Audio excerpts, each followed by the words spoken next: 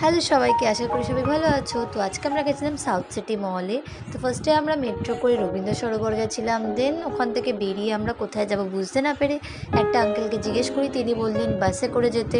তো বাসে করে আমরা সাউথ সিটি মল গেছি, কারণ আমরা গেছিলাম হচ্ছে আইপিএলের যে ট্রফি ট্যুরটা হচ্ছে, কেকেআর যে আইপিএলের ট্রফিটা জিতেছিল 2024-এ, সেটা দেখতে। তো ফার্স্টে গিয়ে দেখি অনেক ক্রাউড কম। দেন আমি আমার জার্সিটা পরে দাঁড়িয়ে পড়েছিলাম। তারপরে এখানে একটা নাইট ছিল, তারপরে আস্তে আস্তে অনেক গ্যাদারিং বাড়তে ছিল। দেন এখানে বুঝতেই পারছো কাউন্টডাউন হয়ে সব ট্রফি আসলো, আর এখানে সবাই কেকেআরের গান করছিল। তো দেন এখানে তোমরাও সবাই ট্রফিটা দেখে নাও। তারপর এখানে দেখলাম অনেকে ফটো টটো তোলার জন্য করছিল। দেন আমার তো 15 মিনিটে হয়ে গেছিলো, এরা লাইনে দাঁড়িয়েছিল।